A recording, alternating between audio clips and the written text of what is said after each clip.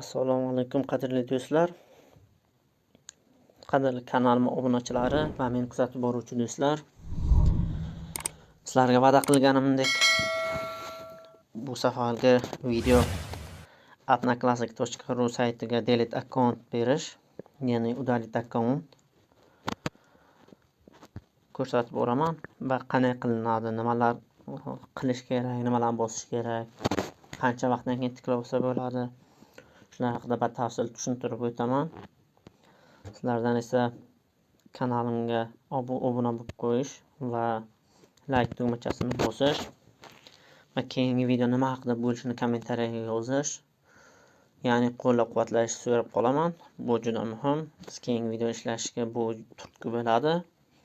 Xullas, biz boshladik. Odnoklassnik.ru, ya'ni kimdir Odnoklassnikka приложение orqali kiradi, ya'ni kimdir Chrome orqali kiradi. Qaysi biri bilan bo'lsa ham bemalol qilsangiz bo'ladi. Xullas, saytga kirib olamiz.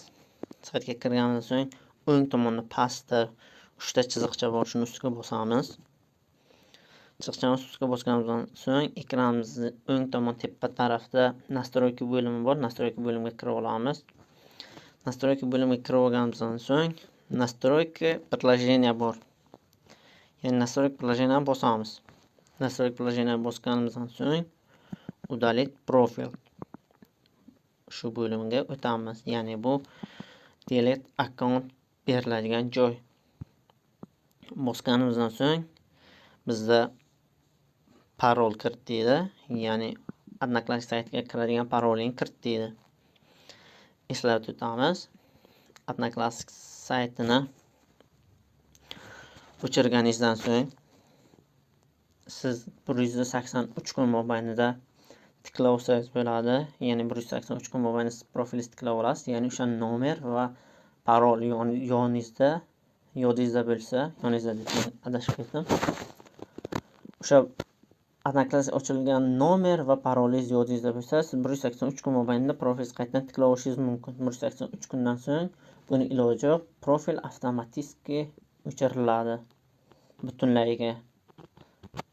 Hop, bu yoqqa biz parol kiritamiz.